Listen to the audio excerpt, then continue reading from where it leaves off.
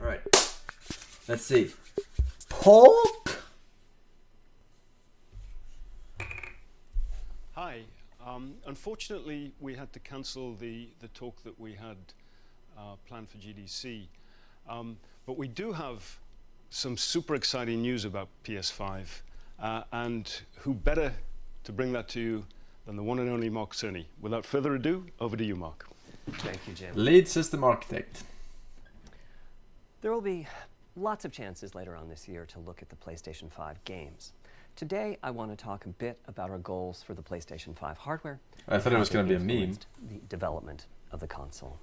I think you all know I'm a big believer in console generations. Once every 5 or 6 or 7 years, a console arrives with substantially new capabilities.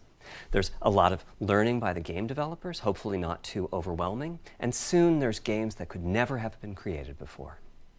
Now, it used to be that as a console designer, you'd somehow intuit what would be the best set of capabilities for the new console, and then build it in complete secrecy.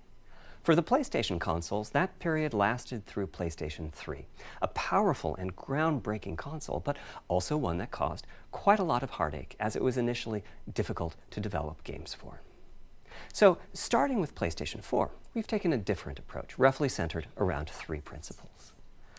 The first of these is listening to the developers, which is to say that a lot of what we put into a console derives directly from the needs and aspirations of the game. And not vice versa. We definitely do have some ideas of our own, but at the core of our philosophy for designing consoles is that game players are here for the fantastic games.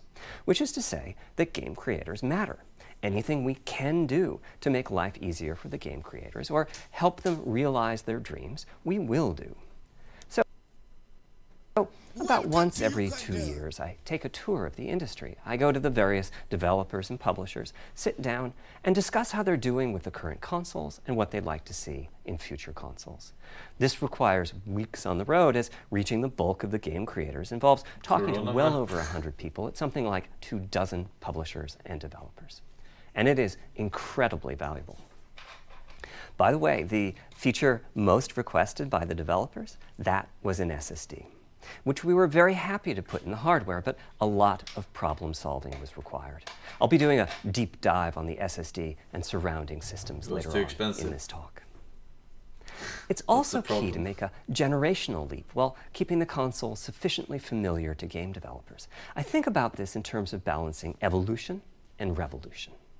Now, with PlayStation 1, 2, and 3, the target was a revolution each time with a brand new feature set. No. That was great in many ways, but time for the developers to get up and running got longer with each console. In the past, I've called this time to trial. But he's in front of a green screen. Here's what I had for those 3 consoles. For sure. To be clear, I'm not talking about time to make a game. Developers will be ambitious, and it may take them 6 years or so to realize their vision. What I'm talking about is that dead time before graphics and other aspects of game development are up and running, and trying to minimize that. On the other hand, if we're trying to reduce that dead time to 0, that means the hardware architecture can't change at all. We're handcuffed. We need to judge for each feature what value it adds and whether it's worth the increase in developer time needed to support it. So with PlayStation 4, we were able to strike a pretty good balance between performance and familiarity. We got required learning back to PlayStation 1 levels. With PS5, the GPU was definitely the area we felt the most tension between adding new features and keeping a familiar programming model. Ultimately, I think we've ended up with something under a month of getting up to speed. That feels like we're striking about the right balance. I'll go into a bit more detail later today about our philosophy with the GPU and the specific feature set that resulted from it. It's also very important for us, as the hardware team, to find new dreams, by which I mean something other than CPU performance, GPU performance, and the amount of RAM. The increase in graphics performance over the past 2 decades has been astonishing, but there are other areas in which we can innovate and provide significant value to the game creators, and through them, the players. That's why the SSD was very much on our list of directions to explore, regardless of what came out of the conversations with game developers and publishers. The biggest feature in this category is the custom engine for audio. That's today's final topic. The push for vastly improved audio, and in particular 3D audio, isn't something that came out of the developer meetings. It's much more the case that we had a dream of what might be possible 5 years from now, and then worked out a number of steps we could take to set us on that path. So here again are the three principles, the first being enabling the desires of developers to drive the hardware design. To me, the SSD really is the key to the next generation. It's a game changer. And it was the #1 ask from developers for PlayStation 5. As in, we know it's probably impossible, but can you put an SSD in it? That was a discussion we were also having internally. It was clear that the presence of a hard drive in every PlayStation 4 was having a positive impact. A lot of things that would simply have been impossible at Blu-ray disc speeds were now possible. At the same time, though, in 2015 and 2016, when we were having these conversations, developers were already banging up against the limits of the hard drive. And a lot of developer time was being spent designing around slow load speeds. I want to focus in on just one number here, which is how long it takes to load a gigabyte of data from a hard drive. The difficulty being that hard drives are neither particularly fast nor flexible.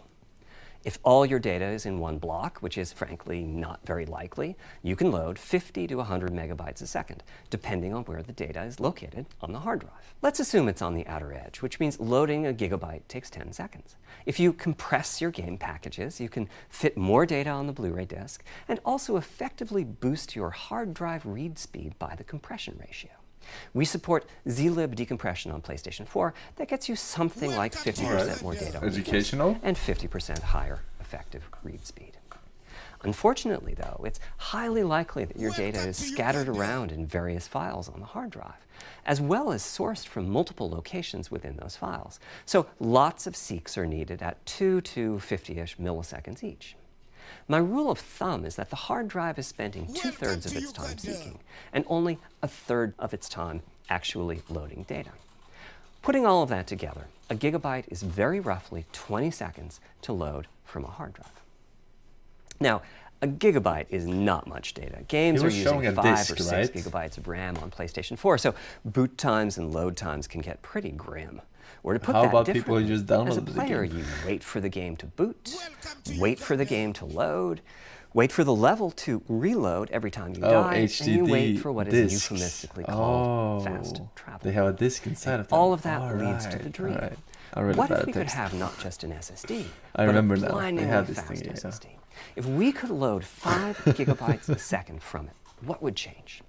Now, SSDs are completely different. The hardware was reading from the CD. If you have a 5 gigabyte a second SSD, you can read data from 1,000 different locations in that second, pretty much at speed. As for time to load a gigabyte, this is next gen we're talking about, so memory is bigger. Instead, we should be asking how long to load 2 gigabytes. And the answer is about 1/4 of a second. I mean, that's amazing. We're talking 2 orders of magnitude, meaning very roughly 100 times faster. Which means at 5 gigabytes a second for the SSD, the potential is that the game boots in a second. There are no load screens. The game just fades down while loading a half dozen gigabytes and fades back up again. Same for a reload. You're immediately back in the action after you die. And fast travel becomes so fast it's blink and you miss it. As game creators, we go from trying to distract the player from how long fast travel is taking, like those Spider-Man subway rides, to being so blindingly fast that we might even have to slow that transition down. Pretty cool, right? But for me, this is not the primary reason to change from a hard drive to an SSD. The primary reason for an ultra-fast SSD is that it gives the game designer freedom. Or to put that differently, with a hard drive, the 20 seconds that it takes to load a gigabyte can sabotage the game that the developer is trying to create. I think almost all of us in the room have experienced this, maybe in different ways. Say we're making an adventure game and we have 2 rich environments where we each want enough textures and models to fill memory. Which you can do as long as you have a long staircase or elevator ride or a windy corridor where you can ditch the old assets and then take 30 seconds or so to load the new assets. Having a 30-second elevator ride is a little extreme. More realistically, we'd probably chop the world into a number of smaller pieces and then do some calculations with sight lines and run speeds like we did for Haven City when we were making Jak 2. The game is 20 years old, but not much has changed since then. All those twisty passages are there for a reason. There's a whole subset of level design dedicated to this sort of work, but still, it's a giant distraction for a team that just wants to make their game.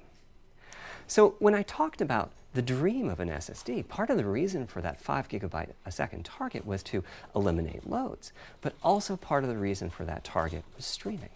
As in, what if the SSD is so fast that as the player is turning around, it's possible to load textures for everything behind the player in that split second? If you figure that it takes half a second to turn, that's 4 GB of compressed data you can load. That sounds about right for next gen. Anyway, back to the hard drive. Another strategy for increasing effective read speed is to make big sequential chunks of data. For example, we might group all the data together for each city block. That removes most of the seeks, and the streaming gets faster. But there's a downside too, which is that frequently used data is included in many chunks and therefore is on the hard drive many, many times. Marvel's Spider-Man uses this strategy, and though it works very well for increasing the streaming speed, there's a massive duplication as a result. Some of the objects like mailboxes or news racks are on the hard drive 400 times. What I'm describing here are things that cramp a creative director's style. Either level design gets a little bit boring in places, or the data is duplicated so many times that it no longer fits on the Blu-ray disc. And you end up with hard limits on the player's run speed or driving speed. The player can't go faster than the load speed from the hard drive. And finally, I'm sure many of you have noticed that after a patch download, a PlayStation 4 will sometimes take a long time to install the patch. That's because when just part of a file has been changed, the new data can be downloaded pretty quickly. But before the game boots up, a brand new file has to be constructed that includes the changed portion.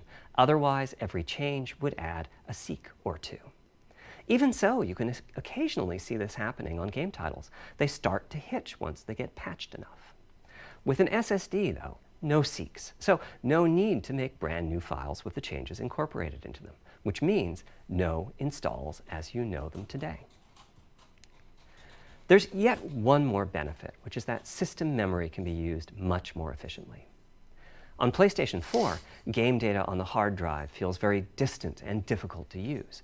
By the time you realize you need a piece of data, it's much too late to go out and load it. So system memory has to contain all of the data that could be used in the next 30 seconds or so of gameplay.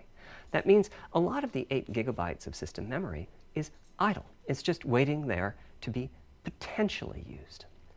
On PlayStation 5, though, the SSD is very close to being like more RAM. Typically, it's fast enough that when you realize you need a piece of data, you can just load it from the SSD and use it. There's no need to have lots of data parked in system memory waiting to potentially be used. A different way of saying that is that most of RAM is working on the game's behalf. This is one of the reasons that 16 GB of GDDR6 feels right for PlayStation 5. The presence of the SSD reduces the need for a massive intergenerational increase in size. So back to the dream of the SSD. Here's the set of targets. Boot the game in a second. No load screens. Design freedom, meaning no twisty passages or long corridors. You could have just put this. More game on the disk and more be game done on with the your SSD. talk. And finally, those patch installs go away.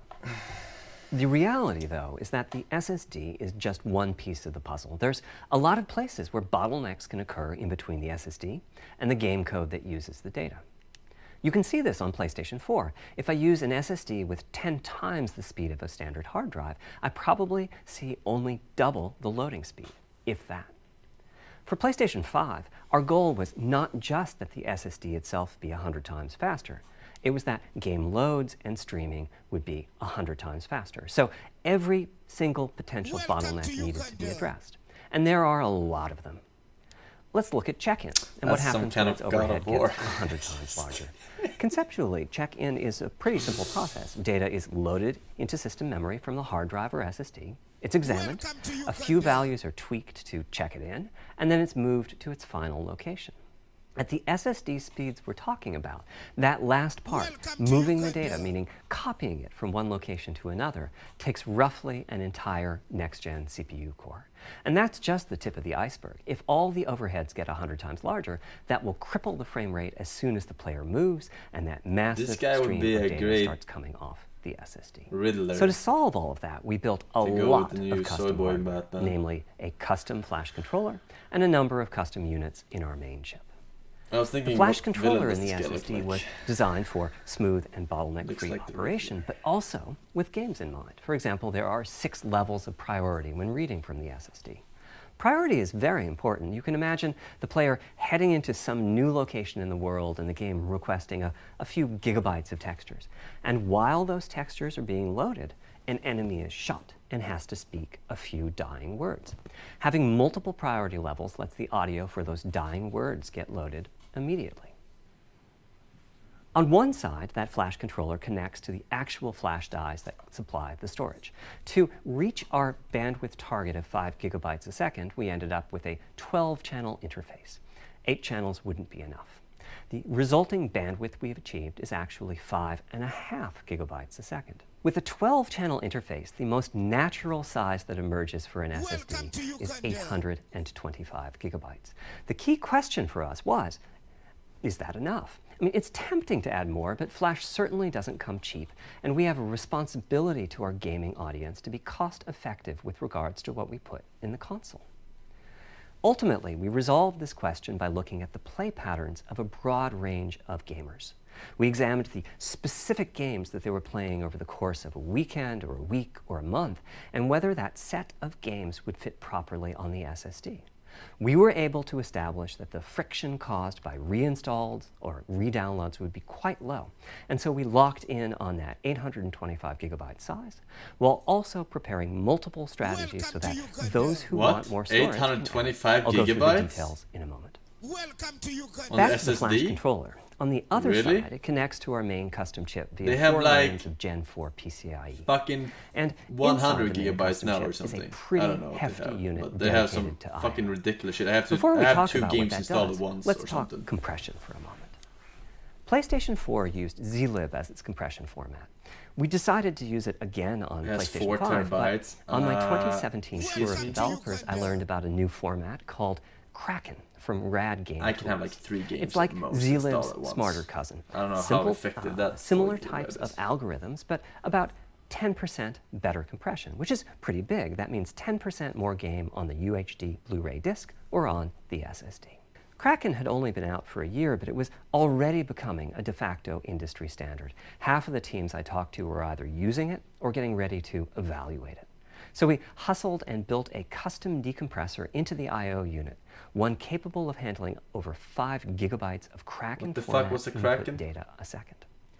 After decompression, that typically becomes 8 or 9 gigabytes, but the unit itself is capable of outputting as much as 22 gigabytes a second if the data happen to compress particularly well. Compressing too. By the way, in terms of performance, that custom decompressor equates to 9 of our Zen 2 cores. That's what it would take to decompress the Kraken stream with a conventional CPU.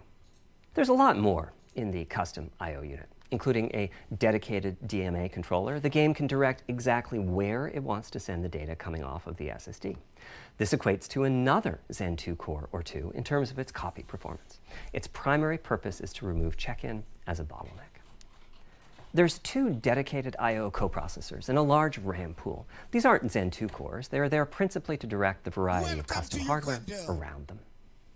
One of the coprocessors is dedicated to SSD I/O. This lets us bypass traditional file I/O and its bottlenecks when reading from the SSD. The other is responsible for memory mapping, which I know doesn't sound like anything related to the SSD, but a lot of developers map and remap memory as part of file I/O, and this too can become a bottleneck. There are coherency engines to assist the coprocessors. Coherency comes up a lot in places. Probably the biggest coherency issue is stale Were data. they really surprised the first time they announced it?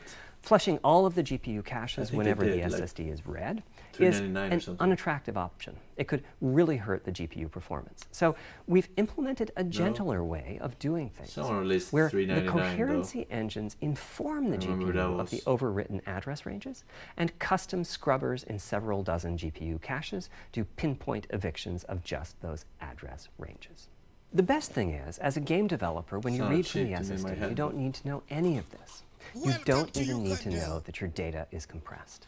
You just indicate then why are you telling us? Read from your original compressed file and where you'd like to put it, and the whole process of loading it happens invisibly to you and at very high speed. Back to the dream. Thanks to all of that surrounding hardware, our 5.5 gigabytes a second really should translate into something like 100 times faster I/O than PS4, and allow the dream of no load screens and super fast streaming to become a reality. Having said that, expandability of our SSD is going to be quite important. Flash is costly, and you may very well want to add storage to whatever we put in the console. Now, the kind of storage you need depends on how you're going to use it. If you have an extensive PlayStation 4 library and you'd like to take advantage of backwards compatibility to play those games on PlayStation 5, then a large external hard drive is ideal.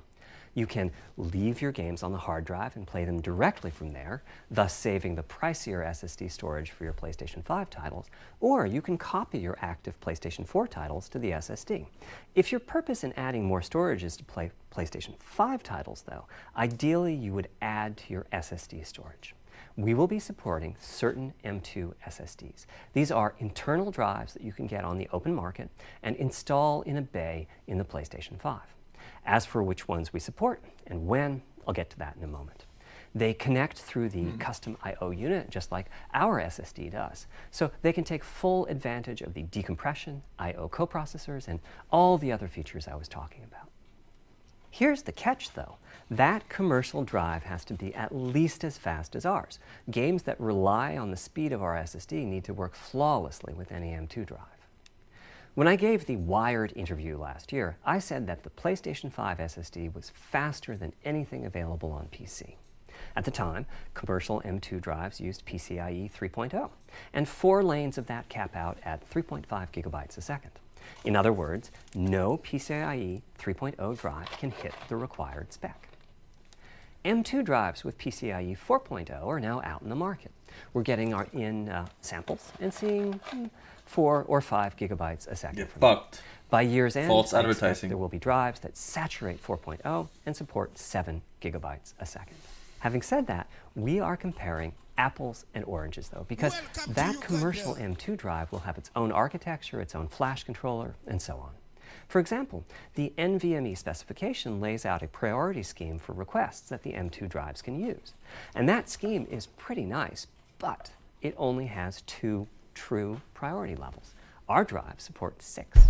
We can hook up a drive with only 2 priority levels, definitely, but our custom I/O unit has to arbitrate the extra priorities rather than the M2 drive's flash controller. And so the M2 drive needs a little extra speed to take care of issues arising from the different approach. That commercial drive also needs to physically fit inside of the bay we created in PlayStation 5 for M2 drives. Unlike internal hard drives, there's unfortunately no standard for the height of an M2 drive, and some M2 drives have giant heat sinks. In fact, some of them even have their own fans. Right now, we're getting M2 drive samples and benchmarking them in various ways. When games hit beta as they get ready for the PlayStation 5 launch at year-end, we'll also be doing some compatibility testing to make sure that the architecture of particular M2 drives isn't too foreign for the games to handle. Once we've done that compatibility testing, we should be able to start letting you know which drives will physically fit and which drive samples have benchmarked appropriately high in our testing. It would be great if that happened by launch, but it's likely to be a bit past it, so please hold off on getting that M2 drive until you hear from us. Okay, back to our principles. Balancing evolution and revolution is the second of them. This was definitely a recurring theme with the GPU.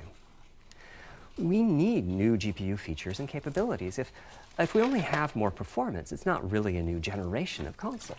Of course, many of these capabilities result in more performance. That's part of why a PlayStation 5 teraflop is more powerful than a PlayStation 4 teraflop.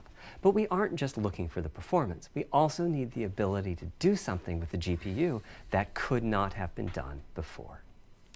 And we need higher performance per watt. Every time we double the performance of some GPU component, we don't want to find out we've doubled the power consumed and the heat produced. But at the same time, we have to make sure the GPU can run PS4 games, and we have to ensure that the architecture is easy for the developers to adopt.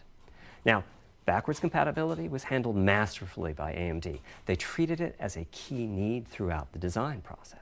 As our solution to adding new features without blindsiding developers, we made sure that if there were new significant features, AMD it would and be optional PlayStation to use them. The Is that GPU new for supports this ray year? tracing, but you don't have to use ray tracing to make your game. The GPU supports primitive shaders, but you can release your first game on PlayStation 5 without making any use of them. Before I get into the capabilities of the GPU, I'd like to make clear 2 points that can be quite confusing. First, we have a custom AMD GPU based on their RDNA 2 technology. What does that mean? AMD is continuously improving and revising their tech. For RDNA 2, their goals were, roughly speaking, to reduce power consumption by re-architecting the GPU to put data close to where it's needed, to optimize the GPU for performance, and to add a new, more advanced feature set. But that feature set is malleable, which is to say that we have our own needs for PlayStation, and that can factor into what the AMD roadmap becomes. What's wrong with you? So collaboration is born. If we bring concepts to AMD that are felt to be widely useful, then they can be adopted into RDNA 2 and used broadly, including in PC GPUs. If the ideas are sufficiently specific to what we're trying to accomplish, like the GPU cache scrubbers I was talking about, then they end up being just for us. If you see a similar discrete GPU available as a PC card at roughly the same time as we release our console, that means our collaboration with AMD succeeded in producing technology useful in both worlds. It doesn't mean that we as Sony simply incorporated the PC part into our console. This continuous improvement in AMD technology means it's dangerous to rely on teraflops as an absolute indicator of performance, and CU count should be avoided as well. In the case of CPUs, we all understand this. The PlayStation 4 and PlayStation 5 each have 8 CPUs, but we never think that meant the capabilities and performance are equal. It's the same for CUs. For one thing, they've been getting much larger over time. Adding new features means adding lots of transistors. In fact, the transistor count for a PlayStation 5 CU is 62% larger than the transistor count for a PlayStation 4 CU. Second, the PlayStation 5 GPU is backwards compatible with PlayStation 4. What does that mean? One way you can achieve backwards compatibility is to put the previous console's chipset in the new console, like we did with some PlayStation 3s, but that's of course extremely expensive. A better way is to incorporate any differences in the previous console's logic into the new console's custom chips, meaning that even as the technology evolves, the logic and feature set that PlayStation 4 and PlayStation 4 Pro titles rely on is still available in backwards compatibility modes. One advantage of this strategy is that once backwards compatibility is in the console, it's in. It's not as if a cost down will remove backwards compatibility like it did on PlayStation 3. Achieving this unification of functionality took years of efforts by AMD, as any roadmap advancement creates a potential divergence in logic. Running PS4 and PS4 titles at boosted frequencies has also added complexity. The boost is truly massive this time around, and some game code just can't handle it. Testing has to be done on a title-by-title basis. Results are excellent, though. We recently took a look at the top 100 PlayStation 4 titles as ranked by playtime, and we're expecting almost all of them to be playable at launch on PlayStation 5. With regards to new features, as I said, our strategy was to try to break new ground, but at the same time not to require use of the new GPU capabilities. For more than a decade, GPUs have imposed a restriction on game engines. Software handles vertex processing, but for the most part, dedicated hardware is responsible for the triangles and other geometry that the vertices form. That means it's not possible to do even basic optimizations, such as aborting processing of a vertex if all geometry that uses it is off-screen. PlayStation 5 has a new unit called the geometry engine, which brings handling of triangles and other primitives under full programmatic control. As a game developer, you're free to ignore its existence and use the PlayStation 5 GPU as if it were no more capable than the PS4 GPU, or you can use this new intelligence in various ways. Simple usage could be performance optimization, such as removing backfaced or off-screen vertices and triangles. More complex usage How come involves consoles primitive have shaders, which allow the better game to lifespan synthesize though geometry than on the like fly as gaming it's laptops? It's a brand new capability. Using primitive shaders hardware. on PlayStation 5 will allow for a broad variety It of stays roughly techniques, the same during its including lifespan. smoothly varying level of detail, addition of procedural detail to close-up objects, Devs and optimize a improvements to lot. particle effects and other visual special effects. Because Another laptops are major shit. new feature Yeah, but of our they're kinda custom similar to RDNA 2-based consoles GPU in a way, right? is ray tracing, using the same strategy as AMD's Trying to optimize on a upcoming small PC surface. GPUs. The CUs contain a new specialized unit called the intersection engine, which can calculate the intersection of rays with boxes and triangles. To use the intersection engine, first you build what is called an acceleration structure. It's data in RAM that contains all of your geometry. Laptops There's a also have to specific run set of computer formats you can OS. use. They're So you think it's the variations on OS the that same that EVH console. kills the lifespan Then, or something? in your shader program, the operative you system. use a new instruction that asks the intersection engine to check a ray against the BVH. Ah, that makes While the sense. Because intersection computers engine also is kind of have processing the worse requested lifespan ray than triangle or ray consoles box when you think intersections, about it. the shaders are free Normal. to do other work. Having said that, the ray tracing instruction is pretty memory intensive, so it's a good mix with logic-heavy code. There's of course no need to use ray tracing. PS4 graphics engines will run just fine on PlayStation 5, but it presents an opportunity for those interested.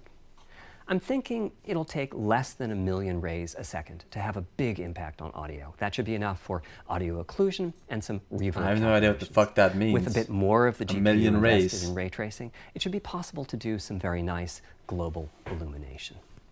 Having Fuck said is a that, million rays? adding ray-traced shadows and reflections to a traditional graphics engine could easily take hundreds of millions of rays a second, and full ray tracing could take billions. How far can we go? I'm starting to get quite bullish. Yeah, I've already I know seen a what the PlayStation 5 title that's successfully using know, ray it's tracing-based light, reflections you retard. in complex animated scenes with only modest I costs. don't know if it's good Another or bad. set of issues for the GPU involved size and frequency. How big do we make the GPU, and what frequency do we run it at? This is a balancing act. The chip has a cost, and there's a cost for whatever we use to supply that chip with power and to cool it. In general, I like running the GPU at higher frequency. Let me show you why. Please do. Here's 2 possible configurations for a GPU roughly of the level of the PlayStation 4 Pro. This is a thought experiment. Don't take these configurations too seriously. If you just calculate teraflops, you get the same number. But actually, the performance is noticeably different because teraflops is defined as the computational capability of the vector ALU. That's just one part of the GPU. There are a lot of other units. And those other units all run faster when the GPU frequency is higher. At 33% higher frequency, rasterization goes 33% faster. Processing the command buffer goes that much faster. The L2 and other caches have that much higher bandwidth, and so on. About the only downside is that system memory is 33% further away in terms of cycles. But the large number of benefits more than counterbalance that. As a friend of mine says, a rising tide lifts all boats. Also, it's easier to fully use 36 CUs in parallel than it is to fully use 48 CUs. When triangles are small, it's much harder to fill all those CUs with useful work. So there's a lot to be said for faster, assuming you can handle the resulting power and heat issues, which frankly, we haven't always done the best job at. Part of the reason for that is, historically, our process for setting CPU and GPU frequencies has relied on some heavy-duty guesswork with regards to how much electrical power games will consume and how much heat will be produced as a result inside of the console. Power consumption varies a lot from game to game. When I play God of War on my PS4 Pro, I know the power consumption is high just by the fan noise. But power isn't simply about engine quality. It's about the minutiae of what's being displayed and how. It's counterintuitive, but processing dense geometry typically consumes less power than processing simple geometry. Which is, taken 4 years, I suspect, why Horizon's map screen, with its low triangle count, makes my PS4 Pro heat up so much. Our process on previous consoles has been to try to guess what the maximum power consumption during the entire console lifetime might be, which is to say, the worst-case scene in the worst-case game, and prepare a cooling solution that we think will be quiet at that power level. If we get it right, fan noise is minimal. If we get it wrong, the console will be quite loud for the higher power games, and there's even a chance that it might overheat and shut down if we misestimate power too badly. PlayStation 5 is especially challenging because the CPU supports 256-bit native instructions that consume a lot of power. These are great here and there, but presumably only minimally used. Or are they? If we plan for major 256-bit instruction usage, we need to set the CPU clock substantially lower. Forsen, please be quiet. I am trying to take notes for the test tomorrow. So, after much discussion, we decided to go with a very different direction on PlayStation 5. We built a GPU with 36 CUs. Mind you, RDNA2 CUs are large. Each has 62% more transistors than the CUs we were using on PlayStation 4. So if we compare transistor counts, 36 RDNA2 CUs equates to roughly 58 PlayStation 4 CUs. It is a fairly sizable GPU. Then we went with a variable frequency strategy for PlayStation 5, which is to say we continuously run the GPU and CPU in boost mode. We supply a generous amount of electrical power and then increase the frequency of GPU and CPU until they reach the capabilities of the system's cooling solution. It's a completely different paradigm. Rather than running at constant frequency and letting power vary based on the workload, we run at essentially constant power and let the frequency vary based on the workload. We then tackled the engineering challenge of a cost-effective and high-performance cooling solution designed for that specific power level. In some ways, it becomes a simpler problem because there are no more unknowns. There's no need to guess what power consumption the worst-case game might have. As for the details of the cooling solution, we're saving them for our teardown. I think you'll be quite happy with what the engineering team came up with. So, how fast can we run the GPU and CPU with this strategy? The simplest approach would be to look at the actual temperature of the silicon die and throttle the frequency on that basis. But that won't work. It fails to create a consistent PlayStation 5 experience. It wouldn't do to run a console slower simply because it was in a hot room. So rather than look at the actual temperature of the silicon die, we look at the activities that the GPU and CPU are performing and set the frequencies on that basis, which makes everything deterministic and repeatable. While we're at it, we also use AMD's Smart Shift technology and send any unused power from the CPU to the GPU so it can squeeze out a few more pixels. The benefits of this strategy are quite large. Running a GPU at 2 GHz was looking like an unreachable target with the old fixed frequency strategy. With this new paradigm, we're able to run way over that. In fact, we have to cap the GPU frequency at 2.23 GHz so that we can guarantee that the on-chip logic operates properly. 36 CUs at 2.23 GHz is 10.3 teraflops, and we expect the GPU to spend most of its time at or close to that frequency and performance. Similarly, running the CPU at 3 GHz was causing headaches with the old strategy. But now we can run it as high as 3.5 GHz. In fact, it spends most of its time at that frequency. That doesn't mean all games will be running at 2.23 GHz and 3.5 GHz. When that worst-case game arrives, it will run at a lower clock speed, but not too much lower. To reduce power by 10%, it only takes a couple of percent reduction in frequency, so I'd expect any downclocking to be pretty minor. All things considered, the change to a variable frequency approach will show significant gains for PlayStation gamers. The final of our 3 principles was about finding new dreams. It's important for us on the hardware team to find new ways to expand or deepen gaming, and that's what led us to a focus on 3D audio.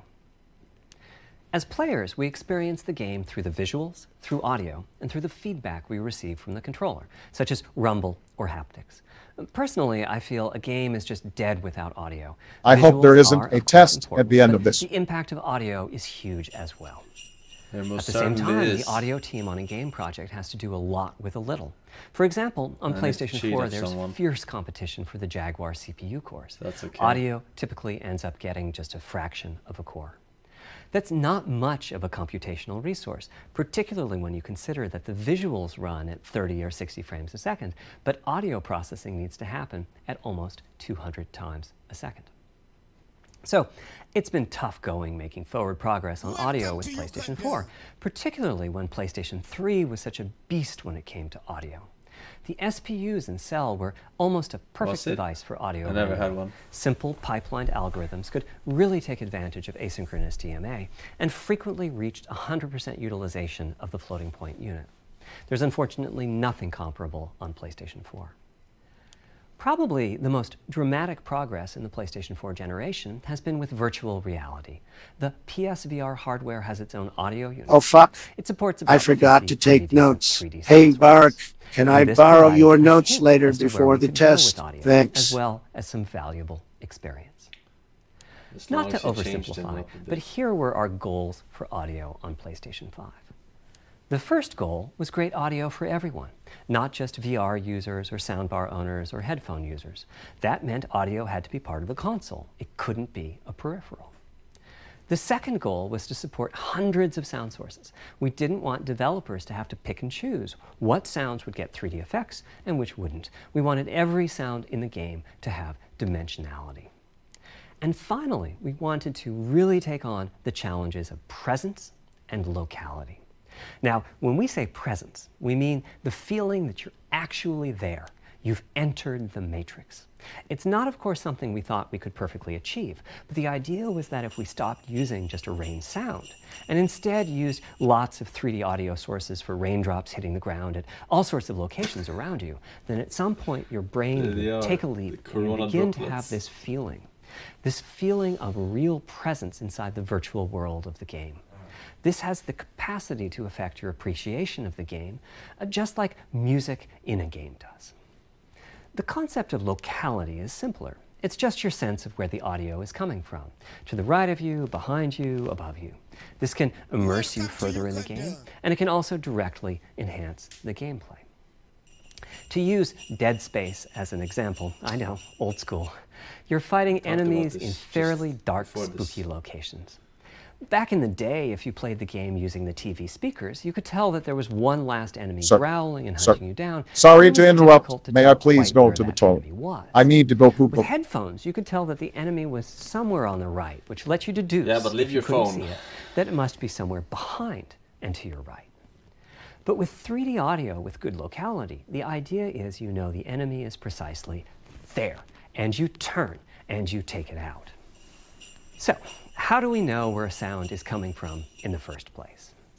Well, all those bumps and folds in the ear have a meaning, evolutionarily speaking. Based on what direction the sound is coming from, sound waves bounce around inside the ear, there's some constructive and destructive interference, and the result is a change in volume. The phase of the sound also shifts, depending on what path the sound wave took to reach the ear canal. These volume changes and phase shifts are different for each direction and also vary depending on the frequency of the sound. Head size and head shape also impact the sound in a similar fashion. The way that the sound changes, based on direction and frequency, can be encoded in a table called the Head-Related Transfer Function, or HRTF. Here's part of one. The vertical axis is the frequency. The horizontal axis is the direction, front, back, left, right, and the color gives the degree of attenuation of the sound at that frequency. The HRTF is as unique to an individual as a fingerprint is. In fact, you're looking at mine right now. Here's how we measure an HRTF. We've taken hundreds of people through this process. We put a microphone in the subject's left and right ear canals. I mean, I know that. And then sit the subject down in the middle of an array of 22 speakers. We then play an audio sweep from each speaker as we rotate the subject. In the course of 10 or 20 minutes, we're able to sample the HRTF at over 1,000 locations. Using an HRTF when rendering audio creates unparalleled quality, but it's computationally expensive. The simplest way to use an HRTF is to process a sound source to make it appear as if it's coming from one of those 1,000 locations we sample. Unfortunately, the processing has to be done in frequency domain rather than time domain, so there's multiple fast Fourier transforms needed for every sound source for every audio tick. That's a lot of multiplies. This computational complexity was the determining factor for our strategy. It meant we had to bite the bullet and design and This build guy a would custom make hardware unit a for good 3D politician. audio. He says the Collectively, same we're four referring to the things hardware over unit and the and proprietary over again in algorithms we different run ways. as The things he is saying 3D what everyone has audio. common knowledge The meaning of, of 3D and is audio acting and as if technology they've should be created pretty some obvious. kind of new As eye. for Also Tempest, I feel consoles it well. really reflects our goals with audio. kind It of suggests a AI. certain intensity of experience and Maybe also it will hints become at your presence within it. We're calling the self-conscious. hardware unit that we built the Tempest engine. It's based on AMD's GPU technology. We modified a compute unit in such a way as to make it very close to the SPUs in PlayStation 3. Remember when I said that they were What is a fucking ideal for SPU? audio? So the Tempest engine has no caches, Is it just like audio? an SPU. Sound? All data access is via DMA, just like an SPU. Our target was that it would have more power than a Sound processing CPU, unit. thanks to the parallelism that a GPU can achieve, and that it would be more efficient than our GPU thanks to the SPU-like architecture. The goal being to make possible near 100% utilization of the CU's vector units. Where we ended up is a unit Don't with worry, roughly the Trump. same I've been CPU taking power notes and while bandwidth as Sebastian all doesn't 8 talk. Jaguar You can cores borrow on mine. PlayStation You 4 can use them to combined. chat. If we were to use the same algorithms as PSVR, that's enough for something like 5,000 sound sources. But of course, we want to use more complex algorithms, and we don't need anything like that number of sounds. It would have been wonderful if a simpler strategy, such as using Dolby Atmos peripherals, could have achieved our goals, but we wanted 3D audio for all, not just those with licensed soundbars or the like. Also, we wanted many hundreds of sound sources, not just the 32 that Atmos supports. And finally, we wanted to be able to throw an overwhelming amount of processing power at the problem, and it wasn't clear what any peripheral might have inside of it. In fact, with the Tempest engine, we've even got enough power that we can allocate some to the games, to the extent that games want to make use of convolution reverb and other algorithms that are either computationally expensive or need high bandwidth. But the primary purpose of the Tempest engine remains 3D audio. Now, 3D audio is a major academic research topic. It's safe to say that no one in the world has all of the answers. And the set of algorithms that has to be invented, tuned, or Going to have implemented my realize team our look vision for into 3D that audio cooling is solution immense. those slimy suckers For spit. example, Have a use feeling of it could be HRTFs orphan in tears games or is quite possibly complex. Kim Jong's Before, secretions. I talked about making a sound source appear as if it's coming from one of those 1,000 HRTF sample locations. But for high-quality 3D game audio, we have to handle other possibilities. The sound source might not be at one of the 1,000 HRTF sample locations, so we have to blend the HRTF data from the closest locations that we have sampled. The sound source might be moving, which needs very special handling as that blend keeps changing, and that can cause phase artifacts in the resulting audio. Or the sound source might have a size to it, meaning it should feel as if it's coming from an area rather than a single point. There's also whole categories of approaches to be handled. 3D audio can be implemented using individual processing of 3D sound sources. But alternatively, ambisonics can be used for 3D audio. Ambisonics being somewhat like the spherical harmonics used in computer graphics. And finally, there's audio devices. The player might be using headphones or TV speakers or have a higher-end surround sound setup. Don't worry, Trump and Obama.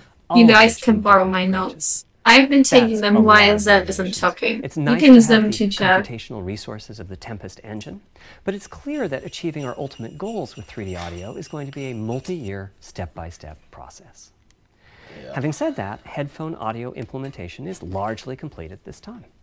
It was a natural place for us to start. With headphones, we control exactly what each ear hears, and therefore the algorithmic development and implementation are more straightforward. For TV speakers and stereo speakers, we're in the process of implementing virtual surround sound. The idea being that if you're sitting in a sweet spot in front of the TV, then the sound can be made to feel as if it's coming from any direction, even behind you. Virtual surround sound has a lot in common with 3D audio on headphones, but it's more complex because the left ear can hear the right speaker and vice versa. We have a basic implementation of virtual surround sound up and running. We're now looking at increasing the size of that sweet spot, which is to say, making the area you need to be in to feel the 3D effect larger, and we're also working to boost the sense of locality. Headphone audio is the current gold standard for 3D audio on PlayStation 5, but we're going to see what we can do to bring virtual surround sound They've tied to me a to the similar chair, level, and I can't after move. which we'll All I start see in is on a green setups with more screen speakers, pedophile which is with a 6-channel creepy surround smile. sound. Please help. It's now to the point where some of the PlayStation 5 games in development are extensively using these systems. One of the game demos allows you to toggle between conventional PlayStation 4 style stereo audio and our new 3D audio. Is it a loop? I listened with just an ordinary pair of over-the-ear headphones, interested and wow, I could feel a difference. 3D audio has that dimensional feel to it. Conventional stereo audio feels smashed flat by comparison. The improvement is obvious. So, a big advancement, but have I entered the matrix? Does my brain believe I'm really there, like I was talking about earlier when I explained our target of presence? Well, the answer is no, but you've probably caught on to what's missing here, namely whose HRTF was being used. It wasn't mine, it was the default HRTF. The audio team analyzed the hundreds that they measured and chose the one they felt was the closest fit to the total gameplay for no reason audience. at all whatsoever. This shows a piece of the default HRTF on the left and my HRTF on the right. You can see that the general features are much the same, but the details are quite different. With the default HRTF, as I said, the 3D audio sounds pretty great. When I use my HRTF, though, the audio reaches a higher level of realism, which is to say that when using headphones and my HRTF, I occasionally get fooled and even think a sound is coming from the real world when it's actually coming from the game. A corollary to this is that there are a few people whose HRTFs are sufficiently far from the default HRTF, that's the red dot here, that they can toggle between PS4 style and PS5 style audio and not sense much difference.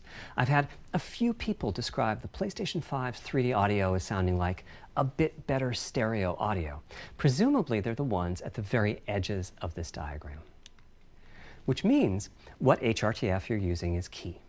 I'd like everyone to be able to experience what I'm experiencing, but obviously it's not possible to measure the HRTF of every PlayStation user. That means HRTF selection and synthesis are going to be big topics going forward as the Tempest technology matures. At PlayStation 5 launch, we'll be offering a choice of 5 HRTFs. There's a simple test where you pick the one that gives you the best locality. That's just the first step, though. This is an open-ended research topic. That's really nice. Maybe you'll be sending us a photo of your ear, and we'll choose a neural network to pick the closest HRTF in our library. Maybe you'll be sending us a video of your ears and your head, and we'll make a 3D model of them and synthesize the HRTF. Maybe you'll play an audio game to tune your HRTF. We'll be subtly changing it as you play and home in on the HRTF that gives you the highest score, meaning that it matches you the best. This is a journey we'll all be taking together over the next few years. Ultimately, we're committing to enabling everyone to experience that next level of realism.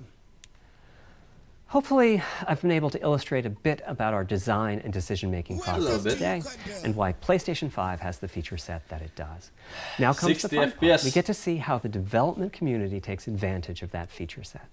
I'm hoping for the completely unexpected. Will it come from audio, ray tracing, the capabilities of the SSD, or something else?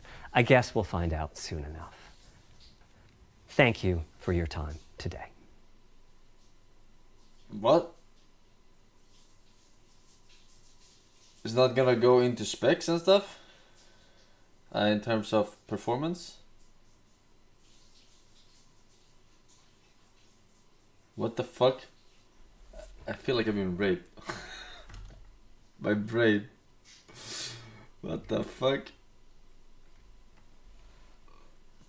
No price, no nothing, no... What? What just happened? Alright. Pop quiz. Will there be an HDD or an SSD? PlayStation 5.